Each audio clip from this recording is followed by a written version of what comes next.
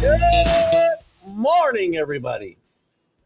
A little abrupt end of the music this morning. Thank you for stopping in this morning. If you do pop in, welcome to everybody watching us this morning on TGI Sports Talk. Obviously, got a little hesitation again. God darn it. TGI Sports Talk viewers, Northeast Streaming Sports, Let's Talk Sports. I'll still say Sideline Sports. Not sure what's going on there, but we'll find out. And welcome to everybody. By the way, if you don't catch this,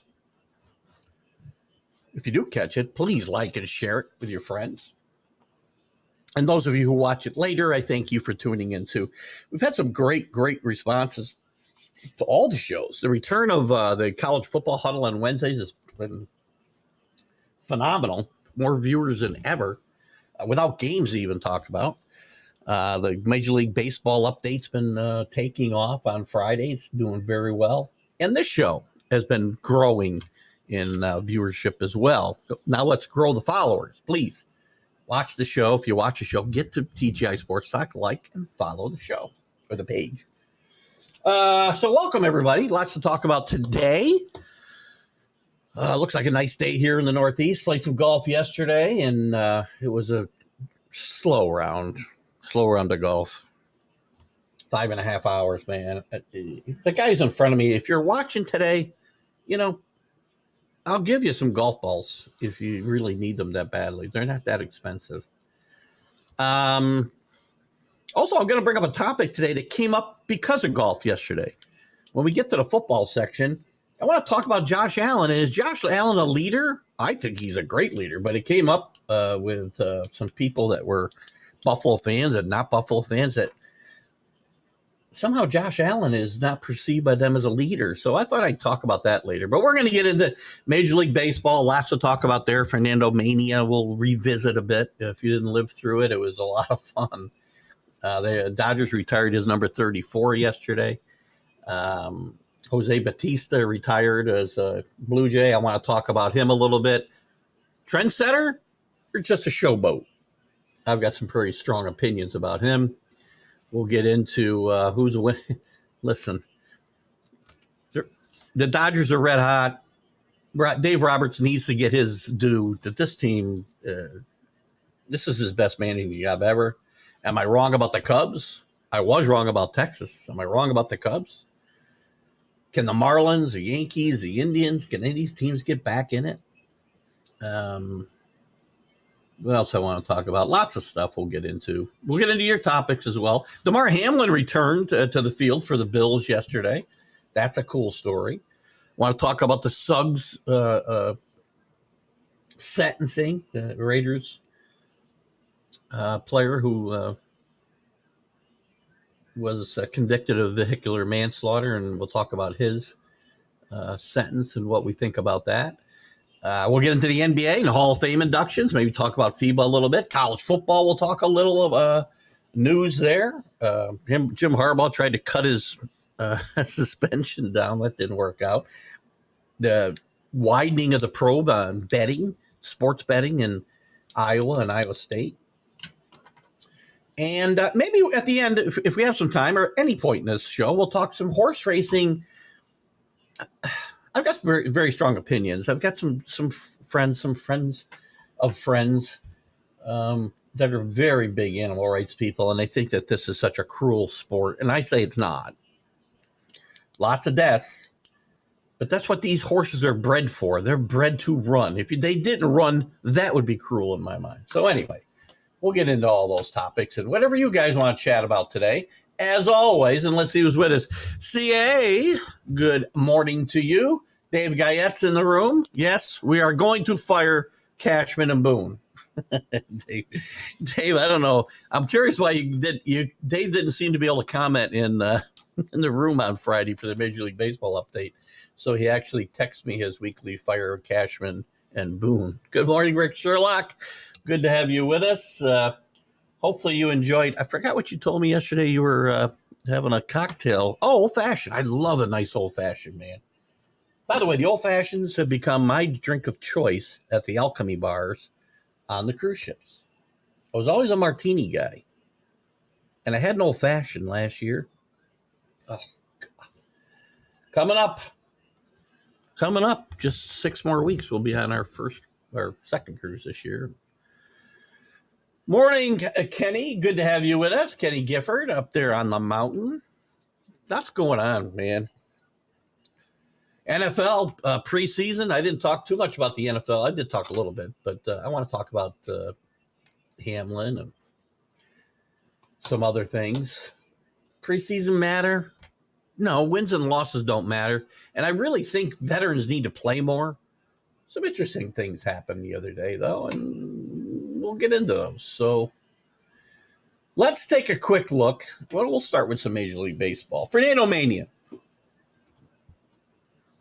I'll get it. We'll talk about the standings and the teams and whatnot here in a little bit. But I want to talk about a couple players that have retired.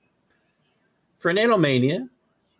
Fernando Valenzuela, for those of you who lived under a rock in the 80s or are younger than that. Felix Hernandez had his number retired by Seattle. Great pitcher. And Jose Bautista. Now, Fernando, for those who don't know, Fernando was a phenomenon back in 1981 during the strike season for the Dodgers. Supposedly he was 20. He could have been 30. We don't really know. Played in the Mexican leagues. Dodgers scouts found him. And he led the team to a World Series victory that year over the Yankees. And he had a very, very good career after that. Probably was overused a little bit, maybe.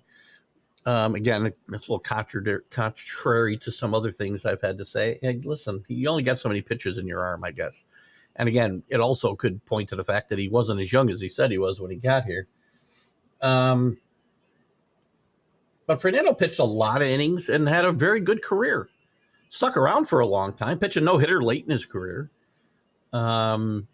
Pitched for a few teams later on. But Fernando, he's not going to be a Hall of Fame pitcher. But he was a really, really big name in the sport for quite a while. And in 1981, there was no bigger name in baseball than Fernando Valenzuela. And I think it's interesting to me that it's taken this long for the Dodgers to actually retire his number. So, what do we got? Unfortunately, the Mets seem to have quit 21-3. Listen, 6 home runs yesterday for the Braves. The Mets, I don't think the Mets have quit. They traded everybody, Rick. Another topic I want to talk about today. A lot of the articles in the Post today talking about how some of the players felt that Mr. Verklander was a bit of a diva in that Met clubhouse. Pitch and moan is the headline. I love it. Including Max Scherzer had a problem with Verlander, and some of the other Mets did. Listen, I'll give the Mets and Buck Showalter a pass the rest of this year. If they don't win another game, I don't think it's because they quit. They don't have pitchers. You're going to see a lot of names you never heard of pitching for the Mets for the next, couple of months. And it's a long, long way to October still. So, yes, there's some veterans left there that, need to kind of maybe step up a little bit and lead a little bit. And if they quit, that's fine. But I think the lack of pitching that this team's going to throw out there. Who started yesterday? Tyler McGill, I think. No, he might have started Friday night. I'm not sure who started yesterday. We'll take a look at it. Did I see these 10 to 12-year-old girls throwing it around 60 miles an hour? I did watch some of the in fact, when I stopped for a couple of beers after golf yesterday, they had some of this softball on. These girls were really throwing hard. And by the way, I will get into the conversation maybe later. We've talked in the past about some of the odd sports that we found around. I found 2 last weekend in one day.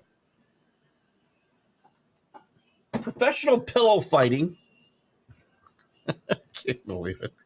On ESPN. I got through the show, got myself set up outside to relax, share the show, do what I do. And what's on professional pillow fighting and foot golf, which we'll talk more about later. Basketball Hall of Fame is a joke, putting in people that are average at best. Well, look, I wasn't going to go there yet, Kenny, but let me just attack that for a second. Because I'm looking at an ESPN article here asking if it's the best class of all time. Who's mediocre? Dwayne Wade's a mediocre player? Dwayne Wade's one of the best players to play in his era, and that's all you can compare guys to is who they played against. Hold on, that's not what I wanted. Dirk Nowitzki? Great player. Paul Gasol, I'll give you, okay player. Okay player. Played on some good teams. Was surrounded by great players. Tony Parker? I think he's Hall of Fame worthy. And again, I'm not just going to look at the numbers because, you can't compare numbers and eras. I know I've been hard on Hall of Fame classes in other sports. I was hard on a lot of the players for this last NFL Hall of Fame cycle. The Baseball Hall of Fame for sure. The only guy I would really make an argument about, I guess, would be Paul Gasol. Dwayne Wade obviously is a Hall of Famer. Dirk Nowitzki obviously a Hall of Famer. Maybe I'll give you an argument against Tony Parker as well. But Jesus, he won like 5 championships. The teams he was point guarding for. Who else got in, by the way? NC State's Jim Valvano. Biggest upset in NCAA history in the final. I think well-deserving. Gene Keady, well-deserving. 7-time Big Ten Coach of the Year. Former Texas A&M women's coach Gary Blair. Quite honestly, I don't know that much about her, so I won't really make an opinion there. Amherst and 2-time Division III champion David Hickson won 2 championships. Does it matter what level you're at? So I'd love to hear your arguments against this class. They're good players. Was that a football game or a baseball game at Shea last night? Well, if it was football, the Mets stunk either way, so they only kicked a field goal. I see myself hesitating again. Really ticks me off. Good morning, Alan. Good to have you with us, by the way. Alan Perales, make sure you check out his stuff over on Let's Talk Sports. Does a great great job. His partner on the show, his Oklahoma show, Sean, can't remember Sean's last name. And I think he's hiding under a pseudonym anyway, so maybe I shouldn't say anything. But they do a good job with Oklahoma sports, and hope to get on there and do some arguing about the Big 12 at some point. What do we got here? Kenny agrees the Mets have given up. Yeah. Again, you got to have pitching, man. If you don't have any pitching, and they traded all their pitchers. So we'll see what happens there. I can't really argue too much that I'm not going to go to bat and really stick up for the Mets a lot. Other to say that when they sold everybody at the trade deadline, this was bound to happen. I said they'd be lucky to finish ahead of the Nationals then, and not without giving up. They just don't have the talent now. Sell-offs create opportunities for the young players. Good morning, Drew, by the way. I didn't say good morning to you. If they don't respond and seem to throw it in, then you've got an issue and a legitimate reason for a complete overhaul. Listen, if young players throw it in, you got a problem with those guys, and they should not be in your organization at all. Not even I've gotten soft. I haven't gotten soft, I promise. Again, I'm giving one legitimate reason why the Mets are not playing well. Do I think that they should probably play harder? Yes. I'll watch some games. I'll give a better opinion. I'd be quite frank. I have not watched a lot of Mets baseball since the trade deadline. other than checking box scores. Again, when you trade 3/4 of your pitching staff, you're, well, not 3/4, but you know what I mean. Scott Colby, good morning. Good to have you with us. The Mister is certainly not required. Scott and I are the the old folks on any of the Let's Talk Sports shows. Everybody else is just a kid, for crying out loud, at least relatively speaking. So, Scott, good to have you with us. Also a fellow Patriot fan, by the way, I might add. Rick needs a catcher. Rick, there's hundreds of catchers out there. Just check the ones I've let go this year.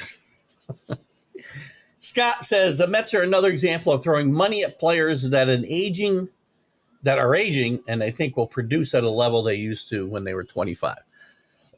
Great point, Scott. Listen, there was a book written about the Mets. I want to say the 89 Mets. Maybe it wasn't. Could have been the 90 Mets. I'm not sure. Anyway, it goes back in time. And they had brought in Bobby Bonilla, Brett Saberhagen, all these players. And Steve, I think it was Steve Clappish, let's say his name correctly, was a writer with the Post. He wrote a book called The Worst Team Money Can Buy. Well, we're going to need a sequel because that is no longer the worst team money can buy. This has to be the worst team money can buy. $450 million this year on salaries for this team for these results. There's nobody to blame for this except Steve Cohen and Billy Epler. That's it. And the players didn't play well, but,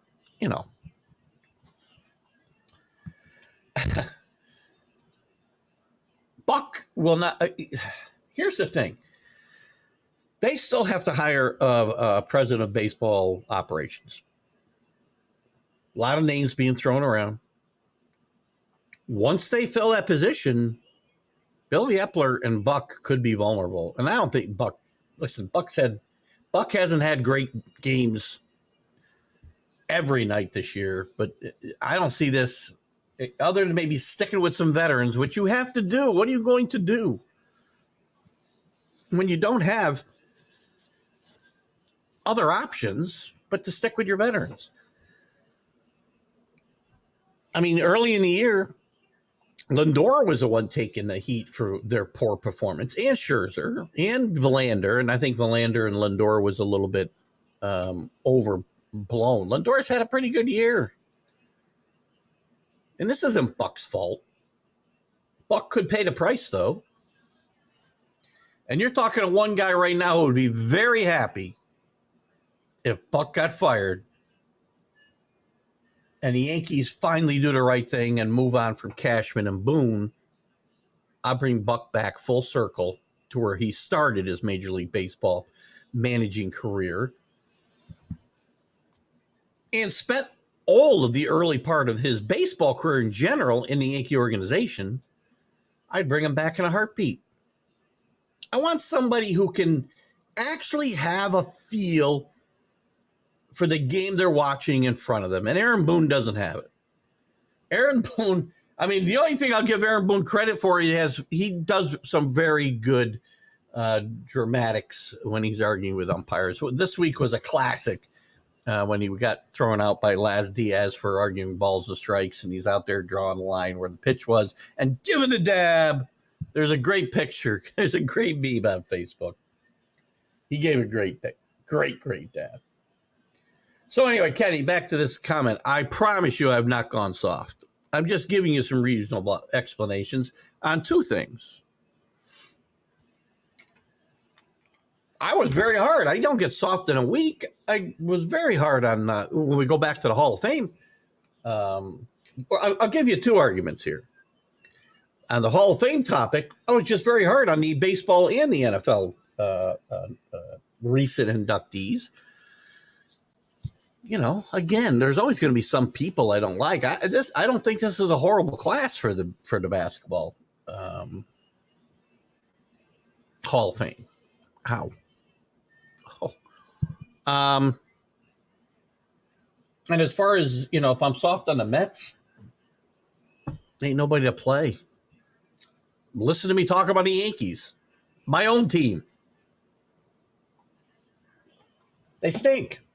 I'm not going to give them a pass because Nestor's now back and probably won't be back this year. Nestor Cortez is back on the DL. The signing of Rendon, I said in the offseason, was a horrendous, stupid, ridiculous waste of $162 million. I got all over the Rangers, as Alan can attest, for signing DeGrom and guaranteeing $160 million. I'll tell you the same thing about Rendon. I told you that before the season started. I had a couple of Yankee fans calling me out in group chats. Calling me I don't know why. Why do you hate this guy? He's one of the best pitchers in baseball. For a year, all you had to do was look back at his injury history to know it was going to happen. Also didn't like his makeup, which I still don't. Where am I here? Mets are another. Oh, here, I already got that. What do we got, Kenny? Come on, the Yankees have bought some horrendous players and showed it on the field. I said that.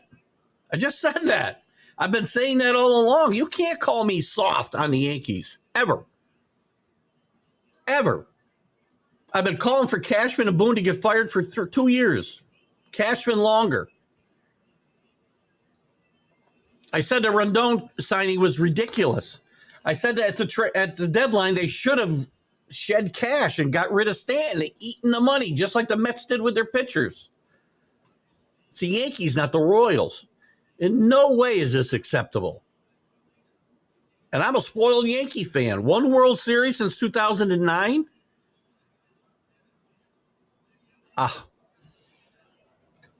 Believe me, I am not soft on the Yankees at all. I'm harder on my teams than I are on anybody else. Scott says that's okay. The Mets have been getting blown out, and I'll keep making money because of that. Careful, Scott. There'll come a point where they may have enough kids playing, and if they have quit, as Rick and Kenny believe. See, and if it is, that's going to be an indictment on Buck as well. By the way, you as a manager, you cannot allow your team to quit. As we go deeper now into August and then September, the Mets will have more and more kids playing who will care. And they'll start winning some games, and you'll be doubling down. Be careful, Scott. That's all. But for now, congratulations, and keep raking it in. If so, let's fill those last 2 spots in the Fantasy Football League. Would like to keep teams through the show instead of recruiting outside. Yes, there are still 2 spots left in our Fantasy Football League for TGI Sports Talk, which CA has been very gracious to set up. I think Jim Beringer was going to get in. I didn't check to see if he was in yet. I'm going to assume he isn't if there's still 10 teams. But again, you guys want to have some fun and some trash talking? What I will do, I think, for football, I'm not doing, as I said, I'm not going to do the pick'em pool this year.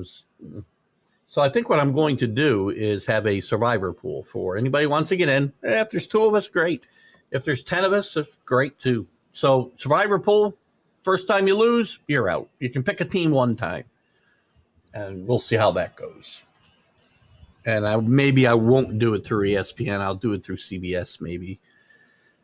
And I'll get that set up here in the next week or so. Scott Kobe, do I think the Orioles hold the division lead, or does Tampa take it away? No, I think the Orioles hold this lead. Tampa's had way too many. Well, I guess there's a couple of things at play here, right? Where'd my standings go? I totally lost my standings. Well, let's just do it right here. I believe they have still got a 2-game lead. Both teams, again, 6-4 in their last 10, playing pretty good. The Orioles, and again, great feel-good story. And I'm going to kind of segue into why. Listen, I could root for this team on the field. Their ownership just is so tone-deaf and doesn't get it. It's amazing. I talked about this. I know Drew and I went back and forth on it. Not back and forth, but Drew was on the same page, I believe, as I was during the Major League Baseball update. The Orioles have done a great job of ruining or tarnishing, at least. They haven't ruined it, I guess. They've tarnished a feel-good story by their treatment of their TV play-by-play, I believe, Kevin Brown, who they suspended for basically giving the team a compliment on getting better.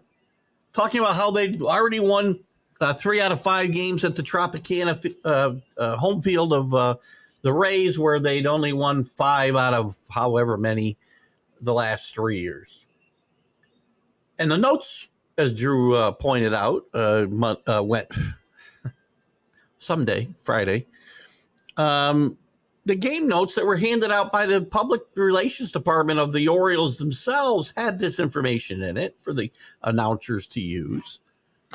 And to me, it's a compliment. Your team's better. The Orioles take it. The Angelos family, no better than the former patriarch, Peter Angelos. One of the reasons this team can't get traction is the ownership is atrocious and tone deaf and cheap. Because they felt, and thin-skinned. God, their own announcer, you don't want never anybody to say anything bad about you. Yankees went through this for years with George Steinbrenner, by the way.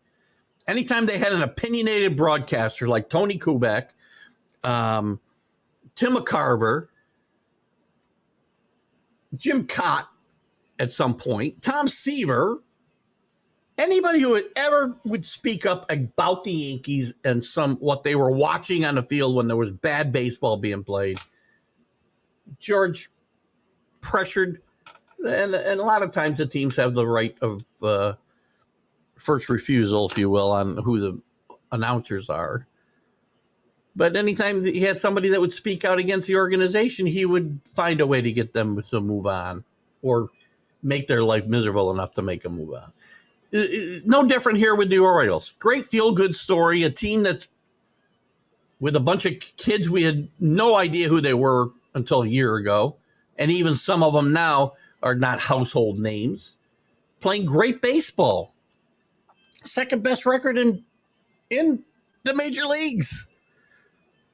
And they tarnish it with this stupid move of punishing this broadcaster for giving him a compliment. Scott Kobe, hey everyone. If you think the Yankees will be better next year, think again. They have too much money invested in 4 or 5 players, so good luck next year. Listen, I agree, but I disagree, Scott. Do I think they'll be better next year? They will be if they find a way to move on. They can eat the money for these guys if they're willing to pay the luxury tax for a year or two. They could eat the contracts and invest in younger players. The minor leagues are not devoid of good players. Volpe is going to be a good player. Peraza is going to be a good player. I still have faith in Cabrera. They've got to work on some young pitchers. But just because there is a lot of money invested in 4 or 5 players, but that's why I wanted Stanton moved out of here. Now, I will agree with you that this team will be bad next year if they keep approaching the game the way they do. You play in a stadium that is built for left-handed power, and they got one left-handed power bat on the team who isn't hitting home runs, and by the way, is on the DL probably for the rest of the year in Rizzo. I wouldn't doubt you will not see him again because he had a concussion for 3 months, which nobody could tell. Unbelievable. I have people ask me every day if I have a concussion.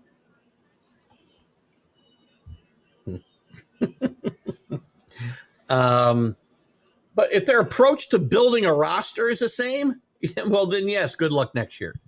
But the money, this isn't the Royals. The Mets, the Red Sox, your Red Sox, the Yankees, the Dodgers, money's not important.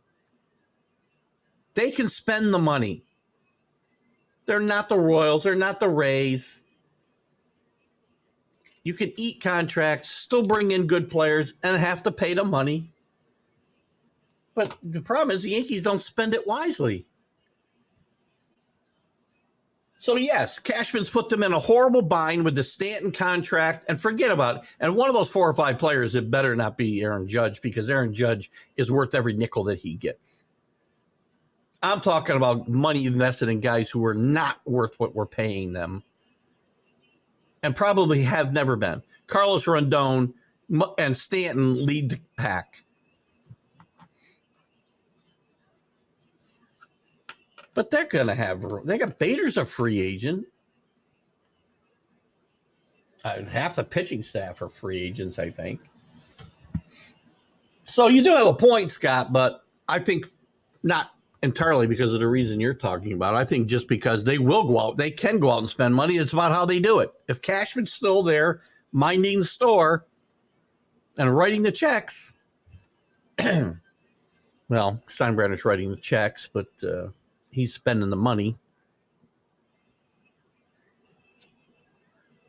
What's this fantasy football thing? Well, I can post it, repost it again on the page, Kenny. I posted it. CA set it up. Just a fun league to play. I think you said it was above your capabilities when I first posted it, but I'll put it up again. I think I sent it to you actually in a message, and that's where you might have responded that it was above your capabilities. I'll send it to you again if you want to, get in and give it a go. The league is published publicly in Yahoo Free Custom Leagues. The draft is the 20th of this month.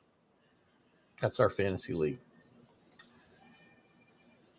There are some. See, I don't know which one that one's about. Oh, there you go. He must have stopped typing. There are some good players in the minors, but not enough to make the Yankees better. They need at least 7. Listen, I said this before, and one of the reasons I wasn't excited about the trade deadline and them go out and buying is there was too many problems, right? We got a problem without having left-handed power hitters, as I said. We had a problem behind the plate because Trevino got hurt, although Higgy's playing pretty well right now. You got a problem in center field and left field because Bader can't stay healthy. I love Harrison Bader. He's a hometown kid. And if I'd be signing him long-term right now, but as it is, the Yankees probably will let him walk in free agency. Hole in left field, holes in a rotation. The bullpen has been pretty good for the most part, but there's going to be some open spots there. So Kenny's not wrong. There's a lot that's needed, and I'm not telling you it can't be fixed. I'm telling you the people are not in place that will be able to fix it. I've been watching a right-handed hitting team in a left-handed hitting ballpark for about 4 years now. CA wants to know who's going to manage the Yankees, and I say anybody but Aaron Boone. To me, best case scenario, Buck gets fired and the Yankees bring him home. I said this at the top of the show, earlier in the show.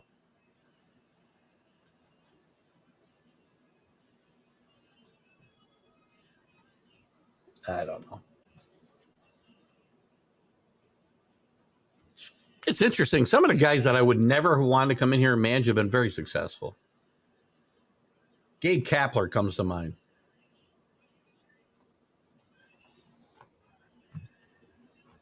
Not to be confused with Gabe Kaplan. Welcome back, Cotter. I'd bring Buck back here. Problem is, again, I'm not for firing guys for the sake of firing them. I need a better candidate. So I don't want to know who they're considering bringing in here before I replace Aaron Boone. Aaron Boone is just, in my mind, has always been Cashman's water boy. He's too, again, there's nothing wrong with supporting your players, but he never calls anybody out. I have watched bad base running for 3 years now, 4 years now. Even in the Friday night game where they were winning, had the game in hand. I shouldn't say in hand. They were ahead handily. Game should have been in hand, and they still had some bad base running. Volpe with a horrible play, getting picked off on they'd scored. It was actually the hit that kind of broke the game open. But Volpe's there's a single to left center that plays right in front of him,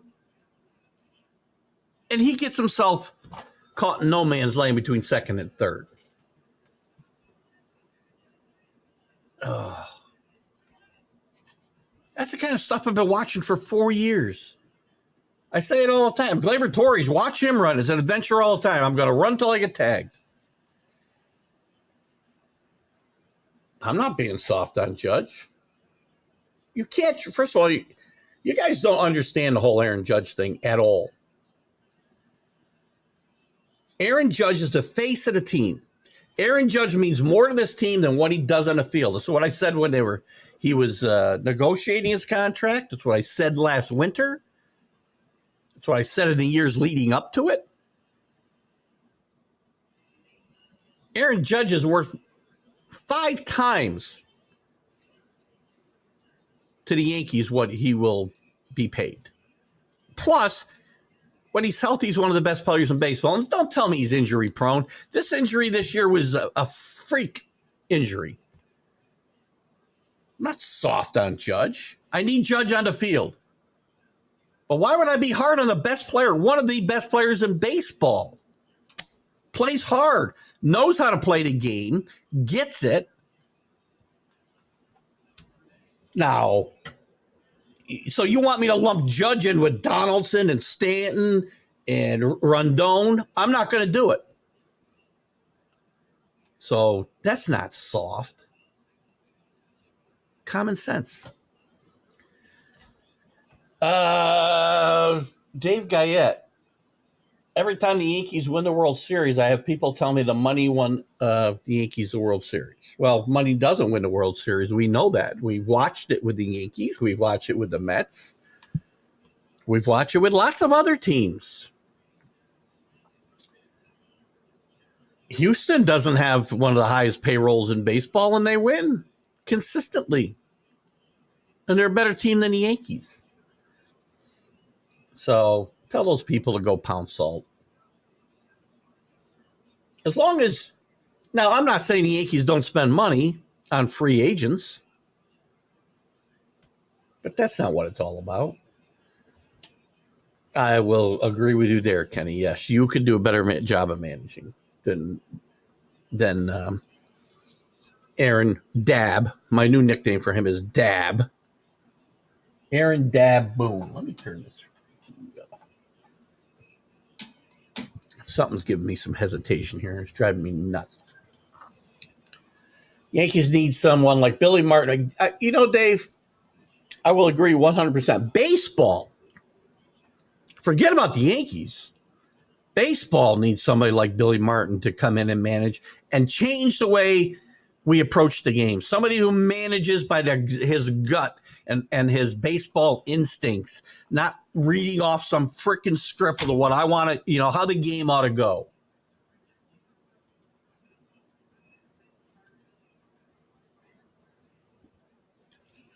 Baseball could use a couple managers like Billy Martin to change the direction this game is going and just sit there relying on the 3 true outcomes, which is BS of the highest order. And we keep rewarding it. Even in fantasy baseball leagues, we reward it.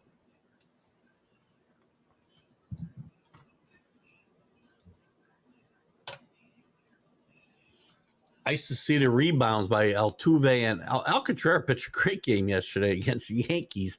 And by the way, complete game. What did he give up? Well, he did give up a run, right? Almost said a shutout, but I think, they scored 1 run. 5-hitter. Hadn't been pitching very well, but he did lower his ERA now to 4.09, so he's pitching better. Shutting down his Yankee lineup isn't exactly the Arraez homered in this game, by the way, which is not his forte. Marlins trying to recover. Altuve's played well. You can hate on Altuve all you want. He's one of the great players. I got into another thing. I got into an argument with, I don't know, a month or two ago. I might have mentioned it on the show. It's one group, and they're always posting just a name, and when you think of X, what do you think? What's the first thing that comes to your mind? Altuve, I said a first ballot Hall of Famer. Boy, did I get ripped. Cheater. Guys, forget about that. Ridiculous. So good. Oh, Kenny, you almost got that would have been a stinger there, eh? Diamondbacks do finally end their losing streak against the Padres, ironically. I talked about, some teams that, can they get back in it? Teams that have struggled recently. The Marlins were one. Marlins are looking to take 2 out of 3 from the Yankees today. The Reds, I think the Reds, the last I looked, were still holding on to the last wild card spot. I don't know if that's still the case. And they fall behind the Cubs. So a team I was wrong about, maybe. I ripped the Cubs for what they did or didn't do at the trade deadline. Maybe I was wrong. So can the Marlins, can some of the feel-good stories, the Orioles we talked about being a great feel-good story, can some of the other feel-good stories come back this year? The Marlins, who were at one point 13, maybe 13 games over 500, they're now only 4 games over. Been playing really badly. Played well yesterday against the Yankees, and played well Friday night. Can they get back in form? Can the Diamondbacks? Drew just mentioned they broke a long losing streak. They're still 1-9 in their last 10. And the Reds, 2-8 in their last 10. Now they're a half game out of the wild card. Marlins are a half game out of the wild card. Diamondbacks are 3. Padres only 5. And now they're not 4 games under. I said in the Major League Baseball update that it seemed that, where the hell's that light coming from? I must have hit the light. Sorry about that. Yeah, I said on the Major League Baseball update, every time I looked, the Padres were 4 games under. Every time. Now they're 5. So it's going to be interesting to see which of these teams can come back. But I was wrong on a bunch of teams. I don't know whether I should say I'm wrong on the Cubs just yet. We'll see. Maybe time still needs to tell there.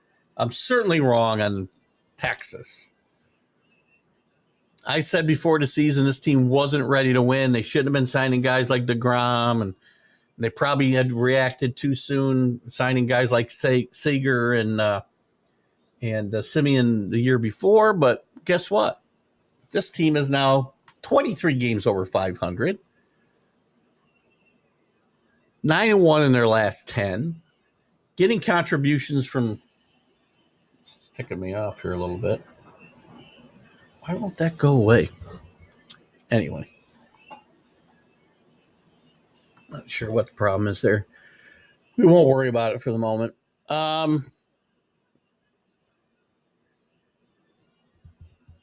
said getting good contributions from Scherzer. Not vintage Scherzer, but he's won his first couple starts. Made some big moves at the deadline. They're going for it. And this is a team that probably should. They're not in the same position as the Diamondbacks. They're not in the same position as even the Orioles. The Orioles are going for it, but not going for it the way the Rangers are. They're not in the same position as some of these teams, the Reds even, right? They're not ready to really contend right now. So good moves. And by the way, I said this Friday, people got to start giving Mark Mancini, call you out, give Dave Roberts some credit. This guy is one of the best managers in baseball. He has done he's a manager of the year for me. Dodgers are 24 games over 500 now. They've won 7 in a row, 9 out of 10. And, their biggest pitcher they could get was Lance Lynn in the trade deadline. He's had every pitcher on his starting staff basically injured at one point or another this year. Lost his starting shortstop. I think he was going to play shortstop in Lux. 8.5 games ahead of the Giants. 12.5 ahead of the Diamondbacks, they were trailing for the longest time this year. Dave Roberts is one of the best managers in baseball. Should be considered for the Manager of the Year award this year. Paula's been with you too long. She wants to know how smoking dabs has anything to do with the nickname. Not doobs. I don't know. We called them dabs. That's news to me. So, no, the dab. Remember, it was a dance thing.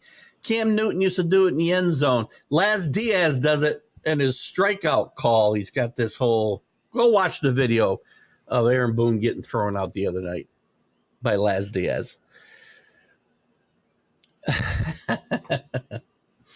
And she has been with you too long, Kenny. Steve Matt's resurgence. Glad to see it, but what the heck? Steven Matz, big Mets prospect at one point. If I'm not mistaken, he got traded to Toronto, and I don't even remember who for now. But never seemed to live up to his potential. This is, Christ, a decade ago when I think he first was coming on the scene, wasn't it, Drew? Around the time that they were going to the World Series, maybe less than a decade, I don't know, but just before their World Series run, maybe in 2015. But nice to see. Listen, again, some players, it just takes longer to click. Left-handed pitchers sometimes take longer to click. That's why they pitch till they're 100. I mean, look at Rich Hill is pitching today or pitched yesterday. Graduated a year behind me. Might have been at the Perth All Years reunion yesterday. I don't know. Didn't make it myself. Don't know if any of my regular Perth people made it. I did not. Rick, you could be my bathroom attendant and hand out toilet paper. I think I know what we're talking about there. Drew, Brewers will be hard to catch. Woodruff back. Burns is starting to pitch much better. Listen, when these two guys are healthy, they're two of the best pitchers in baseball. They might be the best 1-2 in baseball. Pitching, defense. The the Milwaukee calling cards, I think, is what he's going for there. I agree. The lack of offense could hurt them come playoff time. This team is going to win this division. I still don't see the Cubs or the Reds making a run at them. It's only 2.5 in 3 games. I just don't think it's going to happen. I think this team is, and again, Craig Counsell, one of the most underrated guys, manager-wise in baseball, and I see no reason to think this team is not going to be maybe a tough out in October unless the offense derails them. I like pitching. I like defense, timely hitting. You go back and look at the Yankees teams from the 90s into the early 2000s, that dynasty from 96 to like 2001. They didn't win, I know, 2001. Even 2003. They lost the World Series in both those years, 2001, 2003. But they won 4 and 5 years, remember, before that. That team was not, by the way, to Dave Guyette's point, that team was not bought. Take a look at the core 4 and more on that team and tell me where they came from, okay? And there was no guys hitting 50 home runs on that team. They had good pitching. They had good defense. They had timely hitting. There were some guys who could put the ball out of the park, but they also worked the count like no team in baseball. They approached the game the right way. No 3 true outcome baseball there. Who's Mark Pincini?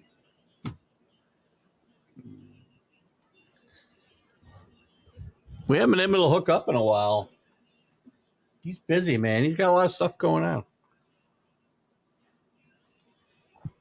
Diamondbacks and Reds may not make the playoffs, but both are good for the future, good for baseball. I agree on both accounts. The Reds, again, the oldest team in Major League Baseball, and I think they deserve. Baseball's better when they are better, I think. I think when the small markets can be good, it's good for baseball anyway. And again, I think in my comments, I did not want to say they were folding for any other reason than they weren't ready to win today. I talked about the Diamondbacks. Drew talked about the Diamondbacks. I was not that high in the Reds, but obviously they are way ahead of where I thought they were, and I think they'll be fine. Dodgers 9-1 past 10 games, as I just talked about, 7-game winning streak and the second highest lead in the majors behind the Braves, which this was a dogfight, this race, just a month ago.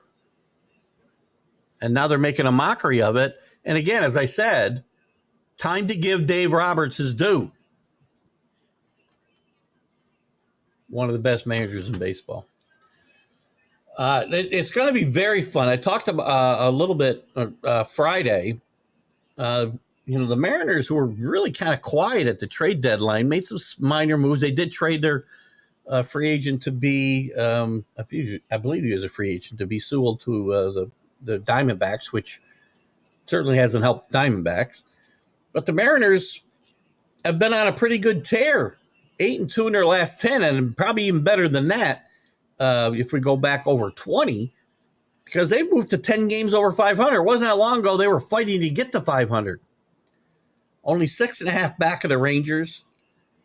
Where do they sit in the wild card race here? And by the way, the Astros are only 2.5 behind the Rangers. As well as the Rangers are playing, do not sleep on the defending champions. You are the champion until somebody dethrones you. And the Astros know how to win in October. And don't tell me it's with trash cans, because that's bullshit. Excuse my French. What was I talking about? Mariners, half game behind the Blue Jays right now for the last wild card spot. That's going to be a fun race. Yankees still hanging around the peripherals at 4 games back, but they're fooling themselves because this team can't possibly make noise in the postseason. So this should be a really good race for the West, and you're going to have at least one of those teams make a wild card that doesn't win. So listen, I love pennant races. The pennant races have been, watered down a little bit because of 3 wild cards. But to me, they still mean something because you don't have to play in that wild card series. You get a little more time off. At least the best team does. So I think you're going to see really good races between the Rays and the Orioles. The Central, I don't think will be a race. I think the Twins will find a way to. Again, they're up 4.5 games, and I think the team formerly known as the Indians are not going to. They're not just not getting it back. They would have done it by now. I think we're going to see, as Drew just said here, great race in the West, because I'm not counting the Mariners out of winning this division yet. You won't have a race in the AL East. You probably won't have a race in the Central, as Drew kind of talked about before. The Brewers, I think, are good enough that they'll probably pull away here, and you won't see a race in the West. So the races are going to be for the wild cards, right? And this is what baseball wants. In the National League, you've got 1, 2, 3, 4, 5, 6, 7 teams within 5 games of each other for 3 spots.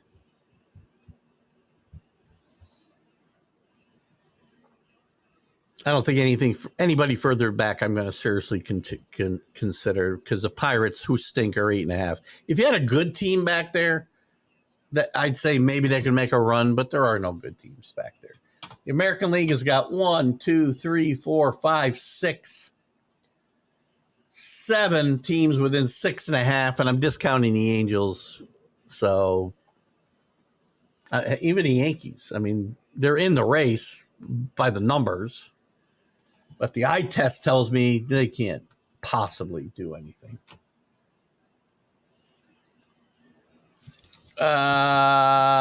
Rick Sherlock's son went to the Cubs game in Toronto and said the Cubs look good. Nice crowd and the roof was open.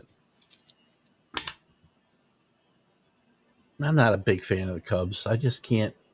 Again, I look at this team and I could just be wrong, because I've been wrong before, but I was wrong about a couple of teams already this year.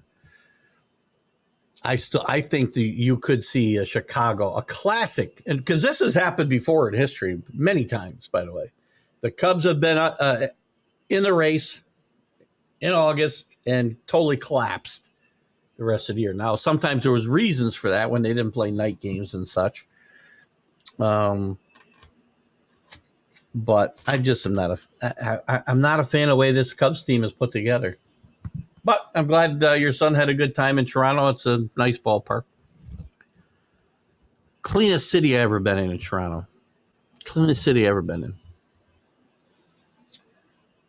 It is a foregone. Wow. Well, let's just stop the season now. Listen, I'm a fan of what the Orioles have done, but it is far from a foregone conclusion that Baltimore wins the World Series. I mean, first of all, they're very short on pitching, starting pitching specifically. They could use another bat in the lineup, in my mind, but it's a really good team. Don't get me wrong. I'm not saying they do not have a very good chance to advance and possibly win the World Series. But again, I'm not, at this point, I would not tell you anybody's a foregone conclusion. Nobody's an overwhelming favorite. As good as the Braves are, I would not say they're an overwhelming favorite. In fact, I still have the Astros beating them. So really good team. Top 5 at OPS. I can live with OPS, Drew. I do think that's a very relevant stat. Ohtani. Listen, you get above 1,000, you're doing pretty good. Above 800 is good. Above 1,000 is exceptional. Freddie Freeman, imagine how good. This brings up a very good point. Imagine how good the Yankees would be now if they were able to get Freddie Freeman here when he was a free agent. I love Anthony Rizzo. Sorry, he's not nearly the ball player that Freddie Freeman is.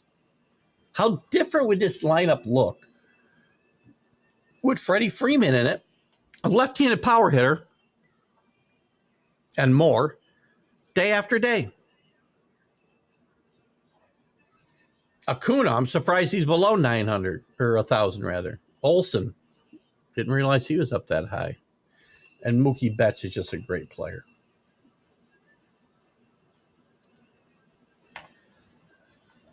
Because I've gotten soft.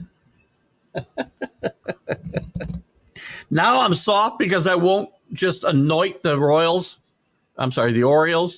the World Series trophy. I just can't do that.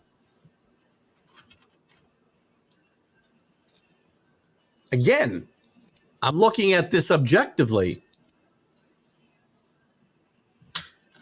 If I was soft and just, fair weather, not fair weather fan, but just blind loyalty, I would just tell you my team still got a shot. I'm only 4 games back.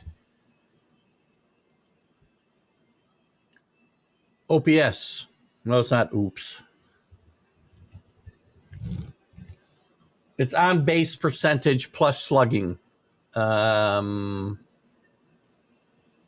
on base percentage, which is a huge measuring stick for players, especially today. And it doesn't discount batting average, because batting average is part of your on base percentage, obviously. plus slugging percentage, and I think it's a really good stat myself. Welcome Tanner to the Fantasy Football League. Tanner told me he was going to get in. I thought he'd already gotten in. My bad. I'll send Jim a message and tell him there's one more spot left. I know I thought he was going to get in when I sent it to him. But I'll let him know there's one spot left. If somebody beats him. Because I don't want to go to 14 and I don't want to get a different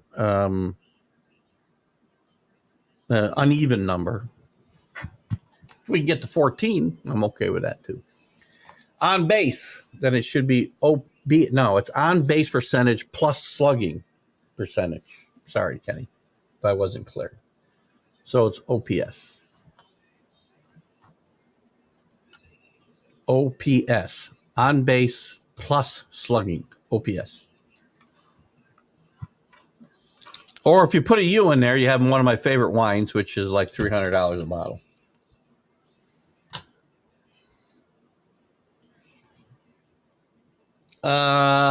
So anyway, what else we got going on? What haven't I talked about here?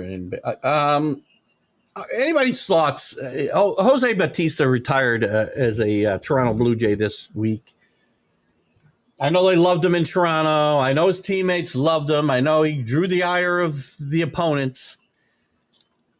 But if you know much about Jose Bautista, he played with a swagger. Was he a trendsetter with the bat flip? I mean, he wasn't the first guy to do it, but he was the first guy to really, really make a big deal about it, if you will, and put some flair into it. I thought it was uncalled for. I thought it was disrespecting showing up pitchers. Surprised he didn't take more baseballs to his ear hole. So I think he was a showboat. I don't think he was that great a player. Fairly one-dimensional. And I think you also fire up other teams when you don't need to, which I think might have hurt the Blue Jays at certain times. They had some really good teams that didn't do anything. And I'm just not a big fan of the way that he approached the game itself. So I'll take some comments on that. I know you got something there, Drew, but I want to bring up one thing that might also bring up some. I caught this article late. Where'd it go? Now I lost it. Seriously? Apparently, I keep closing windows and not knowing I'm doing it. I want to find this article. So I want to know why the Mets, including Max Scherzer, thought that Justin Verlander, who I've always been a big fan of, was a diva. The face of the Mets rotation were the team's ostensible co-aces, 40-year-old Verlander and 39-year-old Scherzer. And they both struggled at times on and off field. Let me get here. Interesting. The two likely Hall of Famers who looked to work towards harmony, a source said, after they didn't have the best. I didn't know this. They did not have the best relationships when they pitched for the Tigers from 2010 to 2014 and still had some bumps in their relationship this year. A Met told the Puma that Verlander was a diva who was detached from his Mets teammates and complained about how the team's analytics department was not as at the level as the one he worked with during his first stint with the Astros. How about you go out there and pitch, Justin, and let the team worry about analytics, which, by the way, we worry about too much anyway. Oh, boy. The source says that the team had a different vibe than last year's rotation, as Scherzer and Chris Bassett were free in offering information to the team's other younger pitchers, which Verlander apparently was not willing to do. Interesting. Who else is this? So Verklander, 2020. Think about it. We did not get off. We kind of got off on the wrong foot. Everything that could go wrong did go wrong. Verklander, as a member of the Astros, said to the this is after he left the team. Even though we started playing some good baseball at times, we never really hit our stride, and we're kind of banging on all cylinders. Where we kind of were banging on all cylinders. I can't exactly say why that is. Well, there's a lot of reasons. Nobody hit. Bad fundamental baseball. So again, I guess this goes back to basically, and I'd forgotten about them being teammates with the Tigers. Really good Tigers teams back in the early 2000s. So, all right, what do you got here, Drew? Top 5 ERA, qualified innings pitched. Snell, surprising. Evalde, surprising. Cole, not surprising. Steele, surprising. Gausman, good pitcher with Toronto. So, surprising names there. There's zero chance. And again, you can make the argument that he won't, if he wasn't to win, it would be because he's not going to be on a winning team. Ohtani has got to be the MVP this year, I think. As much as I said Judge was last year, Ohtani's got to be this year. He's making a run at 60 home runs. He's the only reason to watch his team play. And I think Acuna's got it locked up as well. There's some good performances other than these two guys. Acuna has had, in a different way, every bit as a great season as Ohtani. Now, Ohtani can pitch, but he hasn't. His pitching has been curtailed by some blister problems and some other things. So, OBP. Let's just go back to oops. Where are we? Let's move on here. Do I have anything else I want to talk about?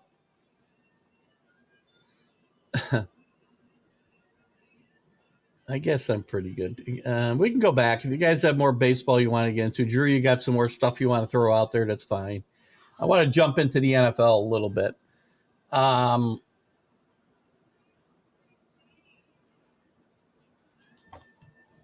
We're back. That's not what I wanted. Where the heck's my other...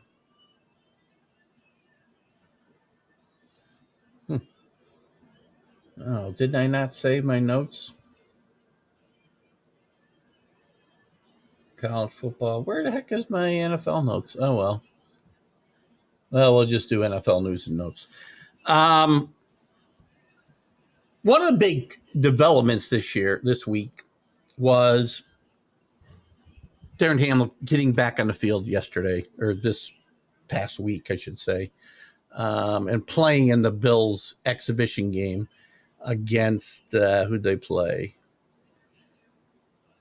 Yesterday they played the Colts, and he said it was, emotional to get back out there. There was some nerves as he was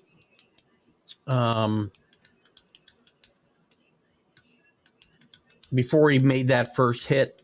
But it's very encouraging to see him back out there, and it'll be very encouraging to see him, how he grows from this experience that he had. And this is a good thing. And I want to, and in conjunction with this, I know there's some Bills fans here, if Dave Guyette's still here, and you guys are football fans in general, and we talk about leadership a lot. This came off of my golf match yesterday, and part of it was while we were having some beers, so maybe that's why. But some Bills fans and some non-Bills fans that could be watching today. If they are, I hope they'll comment. Mentioned that they had lost respect for Josh Allen, and I don't understand this line of thinking, because of the Hamlin situation last year, and because he cried and he was emotional about his teammate being injured, that he felt he could not come back and lead the team. I couldn't disagree more. This was an emotional event that took place. And also, there was some debate about whether that game should have continued. I don't think there's any way that game could have continued because at the time they stopped the game, we didn't know whether this young man was going to live. And to say that a player is not a leader because he's emotional, and maybe this comes from the fact that the players were saying they didn't want to continue. Josh Allen has his faults as an NFL quarterback, but he's one of the most exciting players in the game. He's got talent that maybe he hasn't completely harnessed, and he gets a bit wild and loose at times. He's the leader of this football team. And I talk about leadership all the time, and I'd love to get, and I know a lot of you guys feel the same way about leadership. Is there any doubt in anybody's mind that the leader of the Buffalo Bills is Josh Allen? Or he shows any lack of leadership? I don't agree even a little bit.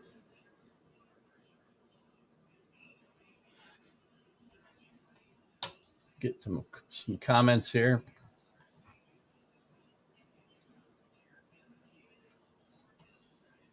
Who did he bash? You know, listen, I saw you guys. Listen, and here I go. You're going to call me soft again. I missed something because you guys had a comment. You guys, I think Rick, and maybe I couldn't find it. I was going to message you guys, and now I got to ask you here on the show, and I would rather have figured it out beforehand, but I did not. I procrastinated, did not reach out. Rick, you had made a comment, I believe it was Rick, that Rodgers was throwing teammates under the bus. Now Kenny's saying he's bashing the Jets. Did I miss something? I have not seen one story. Let me look at the post here quick. I looked for news right after you guys posted that, and I didn't comment because I couldn't find anything. I could not find one story leading to anything about Aaron Rodgers bashing his team. Now, again, please, I'm not soft on Aaron Rodgers. I don't like Aaron Rodgers. But I found some things that made me feel a little bit better about Aaron Rodgers this week, not worse. So I'd love to know where that comment comes from. In fact, watching the first episode of Hard Knocks this week, and again, it's edited, I get it. And I believe this to be accurate because I watched him mentoring Zach Wilson on the practice field during the Hall of Fame exhibition game. And I don't think it's manufactured to make Rodgers look better because one of the positive things that came out of Green Bay about Rodgers was that unlike his predecessor, Brett Favre, who said it was not my job to make him better and coach a rookie quarterback to potentially take my job, he worked with Jordan Love to help him develop into, hopefully, the Packers think, a decent NFL quarterback. Now, again, my opinion about Aaron Rodgers hasn't changed. I don't like him. The move to the Jets was a no-brainer for the Jets, though. They weren't winning with Zach Wilson. They didn't have better options. This is a 2-year gamble that's worth it. It could be a train wreck. I kind of hope it is a train wreck. But I don't see any evidence of a train wreck. So that's why I'm hoping we may have some comments here that will help me. NFL quarterbacks didn't cover themselves in glory. Richardson didn't play well. No, Young didn't play well. I know Will Levis didn't play well. But again, it's a first exhibition game, and I can't put a lot of stock in what goes on here. And personally, and these guys will play. I want to see starters play more. These guys will be starters, both of them, more than likely. I want to see these guys playing more of these exhibition games. I don't want to see bad football through September because these guys don't play in games. But you're absolutely right. They did not cover themselves in glory here in week one. Again, people who never played the game would have wanted to see the game continue. Have you ever had a teammate down? Yeah, I don't understand. I mean, we had the whole Skip Bayless controversy that actually ended up leading to Shannon Sharpe leaving their show on Fox. And yeah, I don't get how anybody thought. I mean, look at there are games. Have there been games? Yes, where guys are carried off the field with spinal cord injuries, horrible things. Darryl Stingley was taken off the field, paralyzed and unconscious in a exhibition game, and they continued to play. But this was something of a totally different sort in my mind. This wasn't even a football injury. I think that's the difference. This was a shock. A young man who just made a normal football play, got up and collapsed. And for all they knew, their teammate was not going to survive to get to the hospital. So I agree, Rick. I don't understand how anybody thinks they could have continued to play that game. Allen's line would go through hell for him. There you go. I agree 100%. I don't get it. And I just wanted to kind of check myself and see if I was losing my mind. This guy is a leader. You don't win football games without a leader. We talk about this all the time. And a quarterback needs to be that guy. And on defense, obviously, you're going to have a linebacker. There'll be a leader on that defense as well. But the team, especially the offense,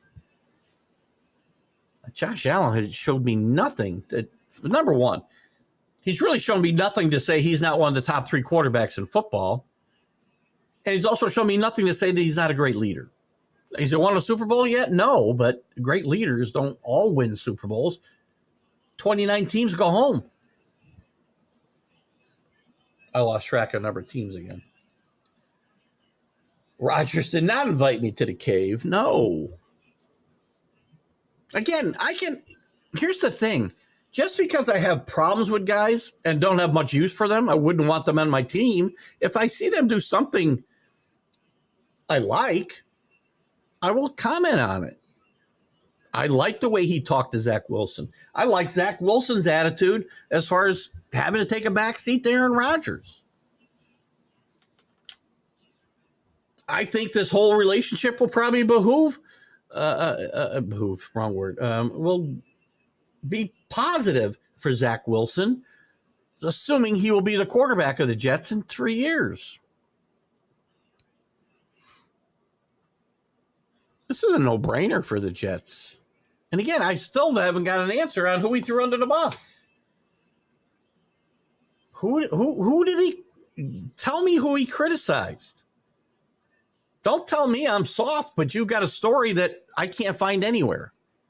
Who did he criticize? Who did he throw under the bus? Quarterback controversy in New England? No. Malik Cunningham, by the way, just a good point, Drew. And it's funny because as I went in, was waiting to be brought into the broadcast on Mac and the Jack this morning, they were talking about Malik Cunningham and how, if he played well and Mac Jones had a couple of bad games, stop. There's no quarterback controversy in New England. If it was, it wouldn't be for Malik Cunningham. Malik Cunningham, the team loves him, but not a quarterback. Will he play some quarterback? Possibly. If he makes the team. They're trying to turn him into a wide receiver like they did with Julian Edelman. People need, and again, I'm not saying you, Drew, but the people who talk about this need to pay attention to the whole situation. The Patriots' number one goal is to turn Malik Cunningham into a wide receiver. Also, this year, at least, they hope that they can keep him. Whether they keep him is still debatable.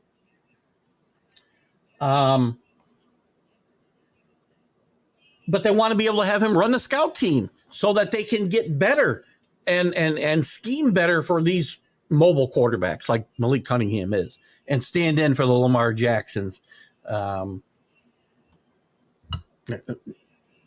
Hurts and these guys that are Jalen Hurts, they got right away, who can run the football and they're mobile. And the Patriots have struggled against that type of quarterback forever. Even when they were in the middle of their dynasty, they struggled against these types of quarterbacks. Is Malik Cunningham going to challenge for the starting quarterback on the Patriots? Never. Probably never. He's going to be a wide receiver. They want to make him a Julian Edelman type. Will that mean he will play some quarterback when he's on this roster? And it's highly unlikely, at least today, and that could change. And I'm very high in this kid too, and I hope he makes the roster because I think he can bring something to this game. Even if he's a wide receiver, does that mean he will not be a quarterback at some point? Or play quarterback, and not be a quarterback. Play some quarterback, with some gimmick plays? No, he will definitely, if he's on this roster, have some plays designed for him for certain game situations. He's a tremendous athlete. Mac Jones is the quarterback of this team. He played a great fourth quarter, had a great drive at the end of the game. A game they lost 20-9, and I could care less. Wins and losses mean nothing in the preseason. They just don't. But there's no controversy. He played the third quarter, like I said, that last drive against guys who are going to be, I don't know, working at McDonald's in a month. But I do get the tongue-in-cheek part of that. But the problem is, the reason you bring it up and have the laughy face is there's people who actually believe that could be possible. It's not possible. J.P. France and Dave Dunning, back to baseball for a second here. J.P. France and Dan Dunning both have been keys to success for both pitching rotations at opportunity, after opportunity from injuries, unsung for this season. I talked about Dan Dunning a lot, and you brought up J.P. France a lot. Yes, they've both been integral parts of the Rangers and Astros success, and they're going to be a lot of fun too. John DeLaud shows up. We'll talk about some college football stuff in a little bit too, John. By the way, the Big Ten's about to be a better conference than yours. Just saying. I just thought I'd see what John would say to that. One thing I'll throw out there about the SEC and the Big Ten. If we were playing if the 2024 season were starting in September, 15 of the 25 top teams in the top 25 preseason poll, would be from the SEC or the Big Ten. To tell you the ramifications of what's been going on, that's going to be the reality, or more, or worse. It depends how you want to look at it. John, I don't think you made it with us Wednesday night. We talked a lot about this. I don't think the SEC is done, by the way. I don't want to lose. I'm still trying to find out about Aaron Rodgers and who he threw under the bus.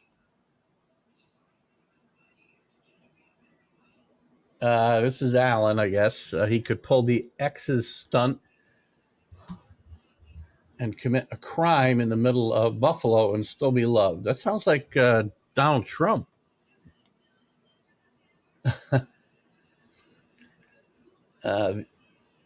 Who? You got to show me something more than that. What did he say? He just said they need some work?